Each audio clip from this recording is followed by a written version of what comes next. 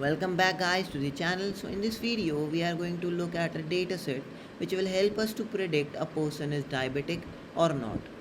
Okay, so you can get the CSV file directly from my GitHub and its name is diabetes.csv, and you can easily download it from on your desk and then open it using the read CSV command.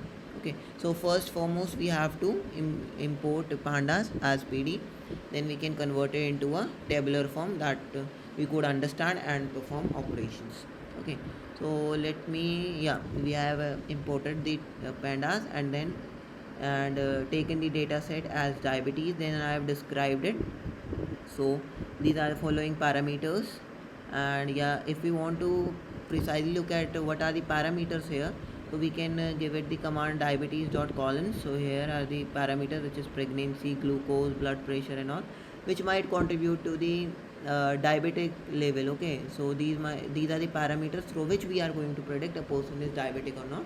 And at the end we have the outcome, that it will give us the insulin level, the end product, that the person is diabetic or not. Okay, so first we have to see that our data should be clean. So first what I am doing is I am looking for NA, that zero value.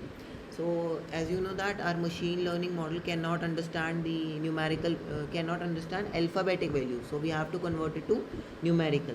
Hence NaN is automatically a zero, but our machine learning model cannot understand it, so we are going to figure it out, and if there is something, we'll convert it to zero or numerical form.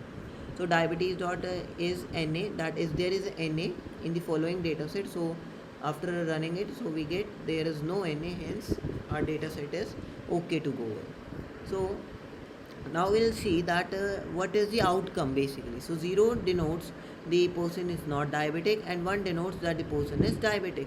Okay, so in our data set there are 500 non-diabetic people and there are 268 people who are diabetic.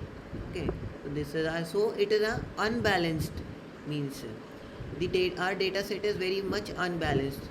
Okay, because first value is 500 and the second is almost 250, it is half.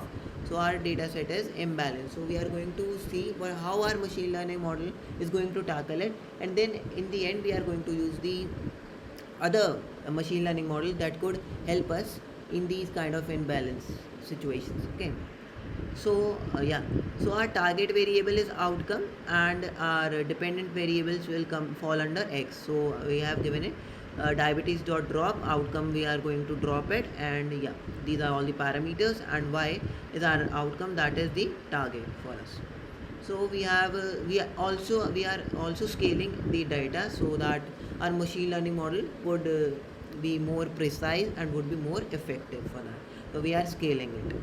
Okay, so we can scale it by scikit-learn dot processing imports standard scale, and it is going to scale the data for X. We are going to scale it for parameters. Okay, only yeah. So after that we are going to simply import test train and then going to initialize it for this. So first we are going to use the cross validation. So let's see how cross validation works.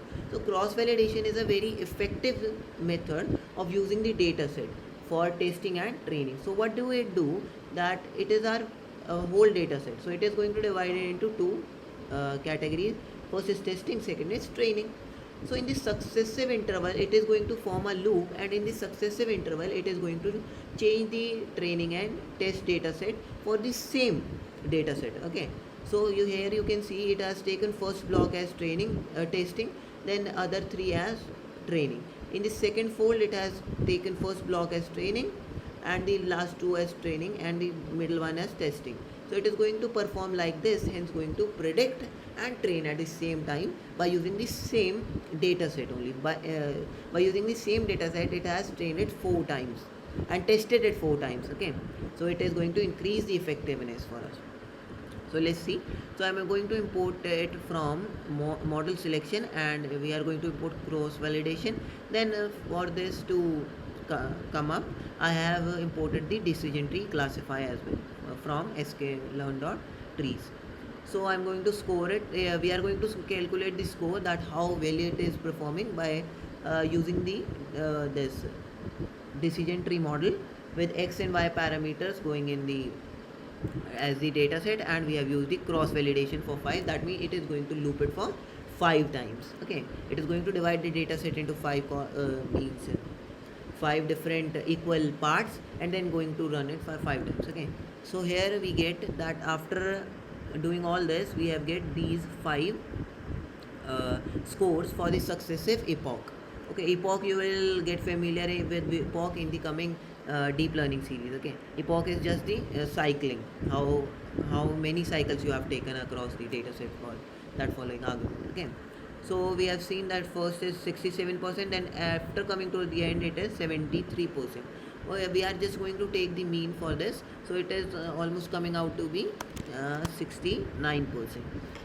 So our accuracy is almost 69%, and it might be good, but we can increase it. We'll try it some other way also. So as I discussed earlier, that our this outcome has a greater variation of imbalance is there. Okay, first one is 500 and second is 250, almost 250, so it is just half. So in these kind of imbalance, what we do is we take bagging classifier as our helping hand. We are going to use it. So what do it do? Basically it takes the data set, then convert it to base classifier, and then make out the prediction. So after that, what do it do? It either by voting and something else. So if you want to learn more about it, you could refer to the documentation. I'll link it. Okay, in this. So after that, it makes final prediction by voting at the end. Okay, so after that it gives us the final prediction for this. So let's see how well it performs. So I have imported from scikit-learn ensemble, and I have imported the bagging classifier. So I am going to define the bag model equals to bagging classifier. Then I have given the following parameters. So bag classifier is acting on this decision tree model, and we have given the n estimator to be 100. So if you want to know more about the parameters, you could just refer to the documentation again. So after running all of this, yeah, we have given the random state, so that it will not change the data set. That if you are going to run it on your PC with the same random state argument of 0, so it is going to take the same data set that I am taking. Okay, so the random set helps us in that way only. Okay, so yeah, I have fitted the model, then I have found out the score for this. So it came out to be 76%, which is yeah, good as compared to the previous one. Yeah, after testing on X test and Y test, it is coming out to be 76%. Let me just note it down that it is 76%. Okay, so let's perform cross validation with this also. Okay, we are just going to change the model in cross validation. Like in first one we have used this decision tree, then now we are using a bagging classifier with the same arguments. So it just came out to be 75%. Okay, by using the cross validation tool, it came out to be 75%. But in some cases you can see the accuracy boosted up to 81% too. So that is good. So let's do some let's try some other model also. So I'm going to try the random forest model. So random forest model is a model in which multiple binary trees are run together, and we have just take the majority voting. Okay, so majority, the conclusion we get, we're just going to take that. It is a multiple binary tree model. Okay, so like in the forest you see lots of trees, so it is just like that. So yeah, I am going to import it from ensemble, and random tree classifier, we're going to fit it. Then after that I have run the model, so it's giving me 77%. 77%. So yeah, and I think I am going to yeah, I'm going to again do the cross validation.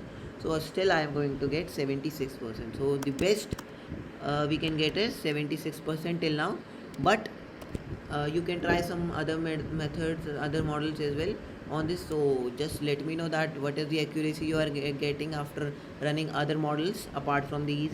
Okay, so yeah, so in this way we can predict a person is diabetic or not. So hope you like this video, and try out some more machine learning models yourself, and we are going to do some good videos related to machine learning in the coming future. So stay tuned to the channel.